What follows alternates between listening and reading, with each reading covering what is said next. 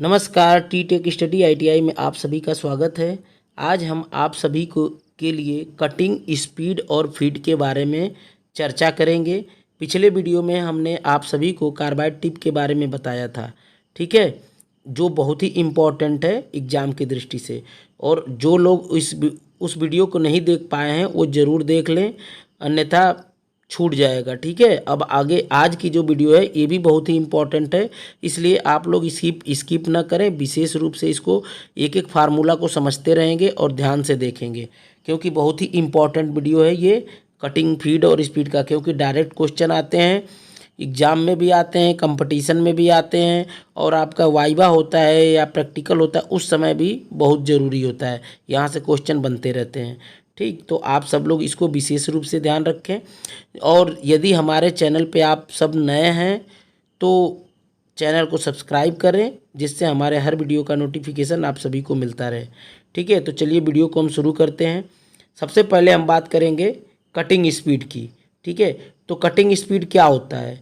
Lathe machine के cutting tool के cutting edge के द्वारा घूमती हुई जाब की परिधीय सतह से 1 मिनट में जितनी धातु काटी जाती है उसे लंबाई में यदि मापा जाए तो उसे हम क्या बोलते हैं? कटिंग स्पीड बोलते हैं, ठीक है। कटिंग स्पीड को किससे डिनोट करते हैं? तो कैपिटल वी, ठीक है। कटिंग स्पीड को किससे डिनोट करते हैं? कैपिटल वी, ठीक है। V for van, van van वाला वी, है ना। इसकी इसकी जो हमारी यूनिट होती है, इसकी इकाई जो होती है, मीटर प्रति मिनट होती है या फुट प्रति मिनट में मापा जाता है, ठीक है। यदि हम फार्मूले की बात करें तो मीट्रिक प्रणाली में कटिंग स्पीड का फार्मूला जो अभी आपको दिखा रहा है यहाँ पे देखिए, ये मीट्रिक प्रणाली में कटिंग स्पीड का जो फार्मूला होता है वो कैपिटल वी बराबर पाई गुणे कैपिटल डी गुणे कैपिटल एन बटे 1000 मीटर प्रति मिनट। यदि यहाँ पे क्या लिखा है? If D equal to M M, यानी जो डाया है इसका एम एम में होना चाहिए। यदि व्यास इसका सेंटीमीटर में हो तो उस कंडीशन में क्या होगा? कटिंग स्पीड का फार्मूला इसका होगा पाई डी एन बटे 1000 एम प्रति मिनट, ठीक है ना। तो यहाँ पे जो होता है, यदि सेंटीमीटर में रहेगा तो सेंटीमीटर में अलग हो जाएगा, सी एम हो जाएगा। और वो तो चेंज करने के ऊपर आप लोगों को हमने बता दिया है कि सेंटीमीटर से एम एम में कैसे चेंज किया जाता है और एम एम से सेंटीमीटर में कैसे चेंज किया जाता है। तो यदि सेंटीमीटर में दिया हुआ है तो पहले उसको एम एम में चेंज कर लेंगे, ठीक है। उसके बाद फार्मूले पे डायरेक्ट रखेंगे और आ जाएगा, ठीक। अब हम यदि बात कर जो अब इसमें जो है डी क्या होता है, एन क्या होता है, तो जो डी होता है वो जाब का व्यास होता है, ये है यहाँ पे, ये देखिए। और एन होता है चक्कर पर मिनट होता है, आरपीएम जिसे बोलते हैं, ठीक है ना। तो अब यदि हम ब्रिटिश प्रणाली में बात करें तो इसको ब्रिटिश प्रणाली आप समझ सकते हैं कि ब्रिटिश प्रणाली का मतलब इंच। तो अब इंच के लिए क्या होता है? कटिंग फीड का फार्मूला क्या है? वी बराबर पाई डी एन बटे 12 हो जाएगा, ठीक है। 1000 के बदले 12 हो जाता है, और इसका यूनिट जो होता है फुट प्रति मिनट होता है, ठीक है। तो इसको आप विशेष ध्यान रखेंगे, इंच में और मतलब और एम एम दोनों में फार्मूला पूछा जाता है। तो इंच के लिए जो फार्मूला होगा पाई डी एन बटे 12 हो जाता है, और फुट प्रति मिनट, और एम एम के लिए फार्मूला हो जाता है इस कटिंग स्पीड का पाई डी एन बटे 1000 1000 एम एम प्रति मिनट, ठीक है। अब हम बात करेंगे इसकी जो फिगर के माध्यम से जो हमारी फीड और स्पीड का। तो अभी हम स्पीड की बाद में बात करेंगे, फीड की बाद में बात करेंगे, क्योंकि अभी तो हमने स्पीड की बात की है। तो स्पीड के लिए जो, जैसा कि अभी आपको हमने परिभाषा के रूप में बताया था कि लेथ मशीन के कटिंग टूल के कटिंग एज के द्वारा, जैसे मान लीजिए ये कटिंग एज है हमारी, ये हमारी कटिंग एज है, ये हमारा जॉब है, ये हमारा टूल है। और टूल की जो है ये यहाँ पे देखिए ये कटिंग एज है, जो कटिंग करता है, यहाँ से ये कटिंग करता हुआ आगे की तरफ बढ़ता जा रहा है। तो जो हमारा मटेरियल रिमूव कर रहा है, यानी 1 मिनट में जितनी धातु काट रहा है, ये हमारी जो धातु है, ये जितना 1 मिनट में काट रहा है, यदि इस धातु को लंबाई में हम ऐसे कर दें तो जितना लंबा होगा वही उसकी स्पीड हो जाती है, कटिंग स्पीड हो जाती है, ठीक है ना। उसकी लंबाई में यदि मापा जाए तो उसको कटिंग स्पीड बोलते हैं, समझ गए ना। और यदि अब इसके बारे में आप सबको पता चल गया, अभी हम फीड की बात करेंगे। तो उससे पहले हम कटिंग स्पीड जो होता है, जैसे आरपीएम को किन किन बातों पर, जैसे जो लेथ मशीन की कटिंग स्पीड होती है वो किन किन बातों पर आधारित होती है, ठीक है। तो इसके लिए अब यदि हम बात करें तो इसके लिए आपको हम थोड़ा सा दिखा दें एक एक पॉइंट, तब बात करें, ज़्यादा समझ में आएगा। अब जो है हमारा लेथ मशीन की कटिंग स्पीड किन बातों पर निर्भर करती है, तो सबसे पहला है फिनिश का प्रकार, ठीक है, टाइप ऑफ फिनिश। अगला पॉइंट है कट की गहराई, डेप्थ ऑफ कट। उसके बाद है हमारा टूल की ज्योमेट्री, जो टूल होता है वो किस शेप में है या किस ज्योमेट्री में है, ठीक है।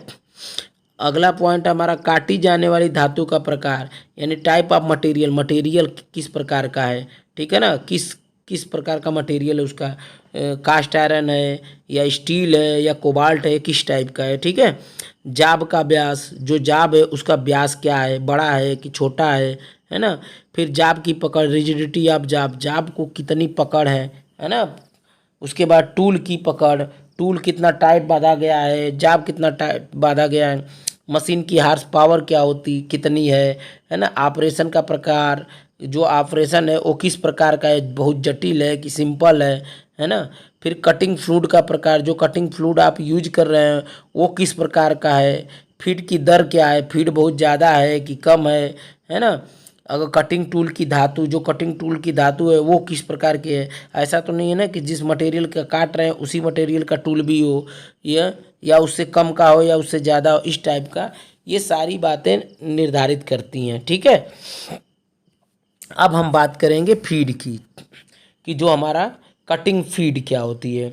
तो कटिंग फीड जो होती है, कटिंग फीड टूल द्वारा तय की गई दूरी होती है, जिसमें जाब के एक चक्र में टूल जितनी दूरी जाब के साथ कटिंग करते समय तय करता है, इसे एमएम प्रति चक्र में दर्शाया भी जाता है, इंच प्रति चक्र में भी दर्शाया जा सकता है। और फीड का जो निर्धारण होता है निम्न बातों पर निर्भर करते हैं, ठीक है। तो हमें यदि पहले उसकी कटिंग फीड का जो परिभाषा के रूप में यदि हम बात करेंगे तो क्या बोलेंगे उसको, कटिंग फीड टूल द्वारा तय की गई दूरी है जिसमें जाब के एक चक्र में टूल जितनी दूरी जाब के साथ कटिंग करते समय तय करता है। अभी आपको फिगर के माध्यम से हम आपको समझा दें, ये देखिए यहाँ पे क्या बोल रहा है, कटिंग फीड, जो फीड कटिंग होती है, जो कटिंग फीड होती है टूल द्वारा तय की गई दूरी होती है। टूल 1 मिनट में टूल द्वारा तय की गई दूरी होती है, जाब के एक चक्कर में जितनी दूरी तय करता है। जैसे अभी हमारा ये जाब है, अब आपको हम फिगर के माध्यम समझा रहे हैं, आप समझने का प्रयास करिए। ये हमारा जाब है, ठीक है। अब ये हम इसका हमारा रोटेशन ऐसे ऐसे हो रहा है ना, क्लॉकवाइज एंटी क्लॉकवाइज चाहे जैसे भी करे, लेकिन क्लॉकवाइज मान लीजिए कर रहा है। उस कंडीशन में क्या होगा कि जब क्लॉकवाइज कर रहा है तो हमारा जो फीड होगा, ये जो हमारा टूल है यहाँ से लेके यहाँ तक गया है कटिंग करते हुए, ठीक है ना। यहाँ तो कटिंग यहाँ से स्टार्ट किया, यहाँ तक किया, तो मान लीजिए यहाँ से हमारा स्टार्ट किया तो यहाँ 1 मिनट में यहाँ तक पहुँच गया, और 1 मिनट में जैसे एक चक्कर ही लगा यहाँ पे, ठीक है। एक मानने की बात कर रहे हैं, यानी कि ये यहाँ तक पहुँचे ना पहुँचे, लेकिन एक चक्कर की बात होती है कि 1 मिनट रहे ना रहे, लेकिन एक चक्कर, जैसे मान लीजिए ये जाब एक चक्कर में ऐसे घुमा, जैसे घुमा ये जाब जो है हमारा एक चक्कर जैसे घुमा, तो एक चक्कर में टूल जो हमारा यहाँ पे इस पॉइंट पे है, तो इस पॉइंट से मान लीजिए यहाँ तक चला गया, इस पॉइंट तक आ गया, यानी कि ए पॉइंट पे है और बी पॉइंट तक चला गया, तो यही ए और बी की जो दूरी होगी वही हमारी फीड होगी, ठीक है। समझ में आया कि जो हमारा एक चक्कर में ए पॉइंट पर था, ए पॉइंट से स्टार्ट किया और एक चक्कर घूमा, तब तक टूल हमारा कहाँ पहुँच गया, बी पॉइंट पर चला गया। तो जब बी पॉइंट पर चला गया तो यही हमारा फीड होगा, कटिंग फीड होगा, ठीक है। इसको किससे दर्शाते हैं, तो एमएम प्रति चक्र से दर्शाते हैं या इंच प्रति चक्र में दर्शाते हैं, ठीक है। और जो फीड का निर्धारण होता है किन बातों पर निर्भर करता है, तो जाब की सतह पर ये जाब की सतह पर, ये देखिए जाब की सतह पर, टूल की पकड़ पर, कूलेंट का प्रयोग पर और टूल की ज्योमेट्री पर जो फीड होती है वो इन बातों पर निर्भर करती है। इन बातों पर निर्भर करती है कौन कौन सी? जाब की सतह पर, फिनिशिंग का प्रकार, टूल की पकड़ मतलब टूल हमारा किस प्रकार से पकड़ कर रखा है, कूलेंट किस प्रकार का है और टूल की ज्योमेट्री कैसी है। ठीक है, अब हम बात करेंगे HSS टूल के लिए कटिंग स्पीड और फीड। जो हमारा हाई स्पीड स्टील टूल है इसके लिए कटिंग स्पीड कितनी रखी जाएगी और उसके लिए फीड कितनी रखी जाएगी, ये बहुत इंपॉर्टेंट है, ध्यान रखिएगा। ये जरूर पूछा जाता है इसमें से एक जैसे ऐसे पूछ देगा कि high speed steel tool tool के लिए कटिंग स्पीड, मतलब ऐसे पूछ देगा कि कास्ट आयरन के लिए यदि हाई स्पीड स्टील टूल से कटिंग कर रहे हैं तो कास्ट आयरन के लिए कटिंग स्पीड कितना होगा या फीड कितना होगा, तो ऐसे पूछता है। उसमें कई ऑप्शन दे देगा, फिर उसके बाद से आप कंफ्यूज हो जाएंगे। इसलिए इसको एकदम पूरी तरीके से ध्यान से सुनिए और इसके बाद से याद कर लीजिएगा। ठीक है, नोट डाउन भी करिएगा इसे। ठीक है, अब इसमें हम बात करेंगे जैसे अब आपको एक टेबल बना हुआ है और टेबल में आपको धातु का नाम है, कटिंग स्पीड मीटर प्रति मिनट है और फिर mm प्रति चक्र है। तो इसमें हम यदि बात करें कि सबसे पहले क्या है, माइल्ड स्टील है, तो माइल्ड स्टील के लिए कटिंग स्पीड और फीड कितनी होती है, तो माइल्ड स्टील के लिए कटिंग स्पीड होगी 35 से लेके 50, यानी कि 35 से लेके 35 मीटर प्रति मिनट से 50 तक आप इसको स्पीड दे सकते हैं। ठीक है, और उस समय फीड क्या होगी 0.2 से लेके यानी 0.2 से 1 mm प्रति चक्र। ठीक है, अगला है हमारा medium carbon steel. Medium carbon steel के लिए कितना रहेगा 30 से लेके 35। मीडियम कार्बन स्टील के लिए कितना रहेगा 30 से लेके 35, तो इसके लिए फीड कितनी रहेगी 0.15 से 0.15 से 0.7 तक। ठीक है, अगला है हमारा हाई अलाय स्टील। हाई अलाय स्टील के लिए कितना है 5 से लेके 10। कटिंग स्पीड कितनी है, हाई अलाय रहेगा तो उसके लिए स्पीड थोड़ा कम हो जाती है, तो 5 से लेके 10 हो जाएगा और फीड कितनी होगी 0.08 से लेके 0.3 तक। अगला हमारा कास्ट आयरन है। कास्ट आयरन के लिए कितना हो जाएगा 25 से लेके 40। देखिए इसमें बढ़ गया कास्ट आयरन में, तो इसमें बढ़ गया, तो इसके लिए कितना हो जाएगा 0.15 से लेके 0.7 तक। अब हमारा एल्युमिनियम आ गया। ठीक है ना, सॉफ्ट मटेरियल। ठीक है,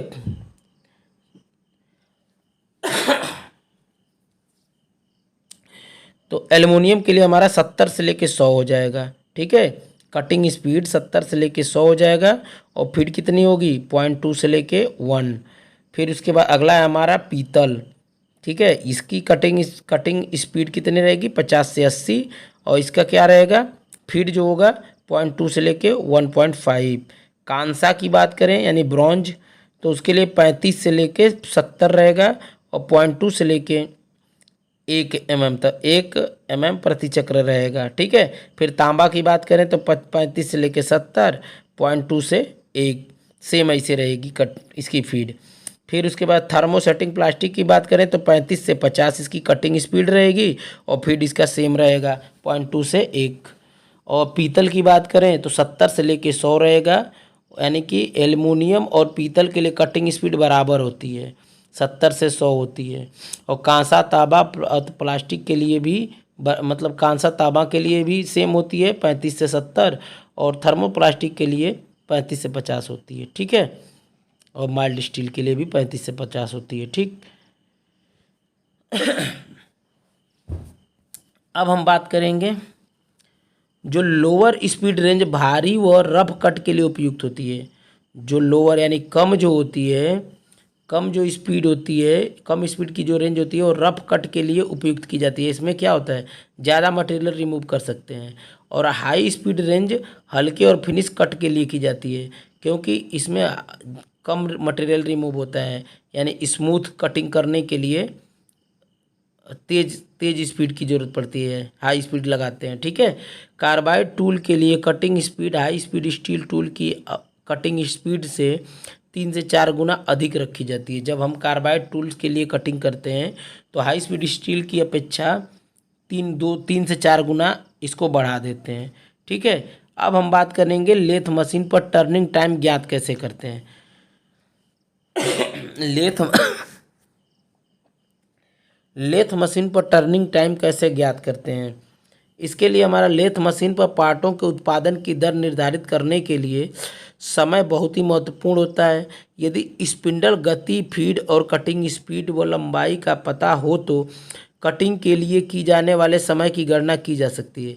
यदि फीड एफ से कटिंग की लंबाई जो होती है आई से, आई नहीं यल इसको बोलते हैं, लंबाई को यल बोलते हैं, ठीक है। जाब के चक्र को यानी एल एफ बराबर यन से, यानी चक्र को यन से डिनोट करें तो टाइम जो टर्निंग टाइम होगा टी, टर्निंग टाइम का फार्मूला क्या होगा, कट की लंबाई गुणे कट की संख्या बटे फीड गुणे आरपीएम, यानी कि एल एन का मतलब जो स्मॉल एल और स्मॉल एन कट की ये संख्या है, कितनी संख्या में कट होगा, ठीक है। और जो नीचे का एफ और एन है तो एन जो होता है वो आरपीएम होता है, ठीक है, और एफ क्या है, फीड है, ठीक है। तो इसको इसके थ्रू हम निकाल सकते हैं। अभी आपको ये फार्मूला जो दिख गया इसी के थ्रू हम निकालेंगे, ठीक है। इसके ऊपर डायरेक्ट रख दो, कोई भी चीज़ नहीं दिया है, और उसके बाद से जो चीज़ तीन चीज़ दी हुई है चौथा अपने आप निकल जाएगा, ठीक है।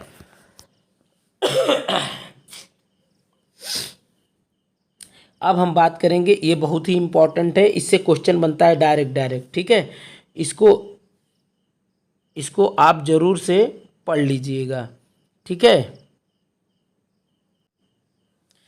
इसको आप विशेष रूप से ध्यान दीजिएगा कि लेथ मशीन की जो है कटिंग स्पीड कैसे निर्धारित की जाती है, ठीक है। जो लेथ मशीन की कटिंग स्पीड है किस प्रकार निर्धारित की जाती है, तो निम्न प्रकार से की जाती है। सबसे पहला पॉइंट है हमारा काटी जाने वाली धातु की प्रकार। जो धातु काटी जाती है उस पर भी निर्भर करती है, ठीक है। किस प्रकार निर्धारित करी जाती है, तो काटी जाने वाली धातु के प्रकार पर, यानी कि कठोर धातुओं के लिए कटिंग स्पीड कम और नरम धातुओं के लिए अधिक रखी जाती है। डायरेक्ट क्वेश्चन बनता है यहाँ से, ये ध्यान रखिएगा। ये 4 जो 8-10 पॉइंट दिए हुए हैं, इसी पॉइंट में से घुमा घुमा के क्वेश्चन देता है और हर बार आता है। तो इसीलिए मैं इसको छोड़ने जा रहा था, लेकिन ध्यान में आया, इसलिए इसको आप विशेष रूप से फोकस करिएगा। इसमें कटिंग स्पीड और फीड का सबसे मोस्ट इम्पॉर्टेंट ये समझ लीजिए कि टॉपिक है या क्वेश्चन समझ लीजिए इसको, ठीक है। तो इसको एकदम रट डालिएगा, ठीक है। अगला पॉइंट हमारा टूल की धातु। हाई कार्बन स्टील यानी हाई स्पीड स्टील के टूल के लिए कटिंग स्पीड कम और कार्बाइड टिप स्टेटलाइट और अलाय स्टील के लिए अधिक रखी जाती है, जो इसकी स्पीड होती है, ठीक है। अगला हमारा है जाब का व्यास। जो जाब का व्यास है उसका निर्धारण कैसे करते हैं, तो बड़े व्यास की जाब के लिए कटिंग स्पीड कम और छोटे व्यास की जाब के लिए कटिंग स्पीड अधिक रखी जाती है। अगला जो है हमारा कट की गहराई। जब हम कटिंग करते हैं तो उसकी गहराई कितनी रखी जाती, कितना ज़्यादा गहरा में काटते हैं इस पर डिपेंड करता है। तो ज़्यादा गहरे कट के लिए कटिंग स्पीड कम और कम गहरे कट के लिए कटिंग स्पीड ज़्यादा रखी जाती है, ठीक है। मशीन की स्थिति, मशीन किस स्थिति में है, सही है यानी नई है कि पुरानी है कि कैसी है, ठीक है। यदि नई है तो तब तो ठीक है, स्पीड बढ़ा दिए तो काम चल जाएगा, लेकिन यदि पुरानी हो पता चले उखड़ जाए, खराब चके निकल जाए उसका, है ना, थ्रेडे टूट जाए, ठीक है। तो इसलिए नई मशीन के लिए कटिंग स्पीड अधिक और पुरानी मशीन के लिए कटिंग स्पीड कम, ठीक है। अब हम फीड की बात करेंगे। तो फीड की गति जो होती है, कम फीड के लिए कटिंग स्पीड ज़्यादा रखी जाती है और ज़्यादा फीड के लिए कटिंग स्पीड कम रखी जाती है। कूलेंट के प्रकार की बात करें तो कूलेंट का प्रयोग करने पर कटिंग स्पीड अधिक रखी जाती है, ठीक है। स्वाभाविक है कि कूलेंट का प्रयोग जब करेंगे तो कटिंग स्पीड ज़्यादा रखी जाती है। ऑपरेशंस के प्रकार यानी कि क्रिया, कौन कौन सी क्रिया करनी है, किस प्रकार की क्रिया है, इसलिए उसके हिसाब से कटिंग स्पीड। तो लेथ मशीन पर plain turning, step turning, taper turning आदि के लिए कटिंग स्पीड अधिक और रिमिंग, टैपिंग, थ्रेडिंग, नर्लिंग आदि के लिए कटिंग स्पीड कम रखी जाती है, ठीक है। अगर ज़्यादा थ्रेडिंग कर रहे हैं और ज़्यादा स्पीड रख दिए, पता चले टूट जाए, उसका टीपीआई अलग हो जाएगा, ठीक है। तो इसलिए स्पीड कम रखी जाती है। मशीन की हार्स पावर, यदि मशीन में ज़्यादा हार्स पावर की मोटर लगी हो तो कटिंग स्पीड है ज़्यादा, और कम हार्स पावर की मोटर लगी हो तो कटिंग स्पीड कम रखी जाती है।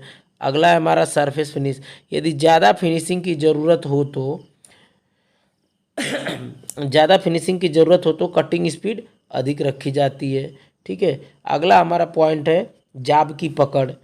ठीक है, जो जाब की पकड़ है तो यदि जाब को चक या किसी दूसरे साधन द्वारा ज़्यादा मजबूती से पकड़ना हो तो कटिंग स्पीड अधिक रखी जा सकती है। ठीक है, और यदि मजबूती के साथ नहीं पकड़ना है तो स्पीड कम रखी जाएगी। ठीक है, अगला पॉइंट हमारा कटाई की मात्रा, यदि धातु काटनी हो तो कटिंग स्पीड कम और फीड ज़्यादा रखी जाती है। ठीक है, यदि मटेरियल जो होता है ज़्यादा कटिंग करना है, कट ज़्यादा लगाना है, तो उस कंडीशन में क्या होगा, धातु जो काटनी होती है तो कटिंग स्पीड कम रखी जाती है और फीड उसकी ज़्यादा रखी जाती है। ठीक है, तो इस प्रकार जो है हमारा लेथ मशीन की कटिंग स्पीड का निर्धारण करते हैं। अब हम बात करेंगे कटिंग टूल की असफलता के कारण, जो हमारा जो टूल होता है वो किस कारण से असफल हो जाता है। यहाँ से भी क्वेश्चन आता है, ये जैसे 8 पॉइंट दिए हुए हैं तो इसमें पूछ देगा कि कटिंग टूल की असफलता के कारण क्या नहीं है इसमें से, और ये ऐसे ही दे देगा, या कटिंग इनमें से ऐसे लिख देगा, 3 ठो दे देगा, चौथा लिख देगा उपरोक्त तो सभी। अगर तीनों इसी में से दिया हुआ है तब तो ठीक है, नहीं तो एक आध दो ठो घुमा दिया तो फिर नहीं समझ में आएगा आप सबको। ठीक है, तो इसलिए इसको विशेष रूप से देखेंगे ध्यान से। ठीक है, कटिंग टूल की असफलता के कारण क्या है, तो कई कारण हैं। पहला है इसमें टूल का काटे जाने वाले मटेरियल के अनुसार ठीक न होना।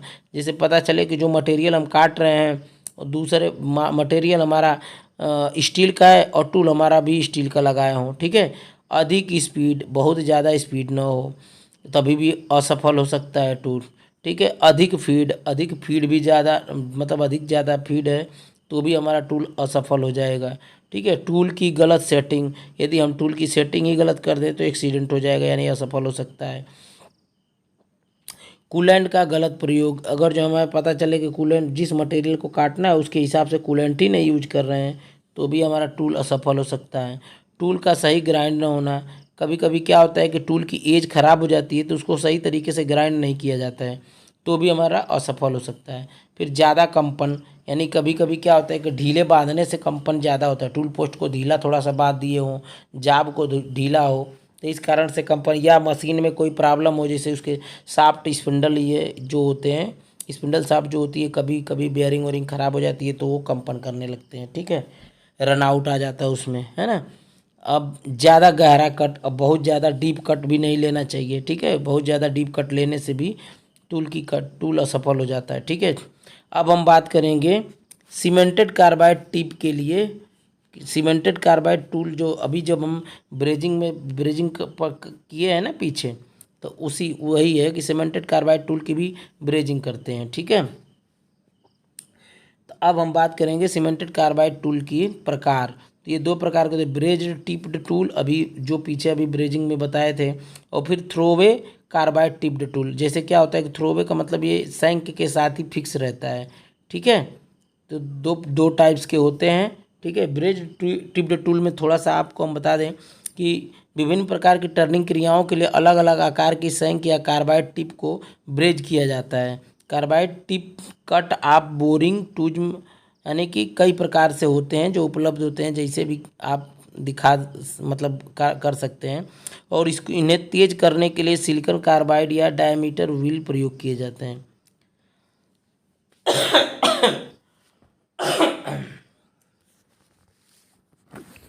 ठीक है, और इसकी भी असफलता, जैसे इसके लिए क्या होता है, कार्बाइड टिप टूल का चयन करते समय क्या क्या जो है आवश्यक होता है, क्या क्या मतलब विवरण, तो उस प्रकार से आपको थोड़ा सा हम बता दें कि इसमें जो होता है मशीनिंग क्रिया का प्रकार देखते हैं। यानी कार्बाइड टिप का चयन करते समय निम्न विवरण देना आवश्यक होता है। कौन कौन से, तो मशीनिंग क्रिया का प्रकार, राइट हैंड है या लेफ्ट हैंड टूल है, काटी जाने वाली धातु का प्रकार, काटी जाने वाली धातु या मशीनिंग की परिस्थितियों के अनुसार कटिंग टूल का चयन किया जाता है। ठीक है, तो इस प्रकार जो है हमारा ब्रेजिंग का जो है चैप्टर और फीड और कटिंग स्पीड का समाप्त हुआ। अब अगला हमारा आएगा वो कार्बाइड औजारों के लिए उसकी ज्योमेट्री थोड़ा सा, ठीक है। तो ज्योमेट्री और उसी में उसके ज्योमेट्री और फिर उसके बाद से जो हमारा कार्बाइड टिप होती है तो उसके स्पेसिफिकेशन के बारे में, तो उसका स्पेसिफिकेशन आप सभी को हम बता देंगे। कार्बाइड टिप और चिप ब्रेकर के बारे में, चिप ब्रेकर के प्रकार के बारे में हम आप सभी को अगले वीडियो में बताएंगे। यदि आप सभी को हमारा वीडियो अच्छा लगा हो तो लाइक शेयर कमेंट करना न भूलें। धन्यवाद।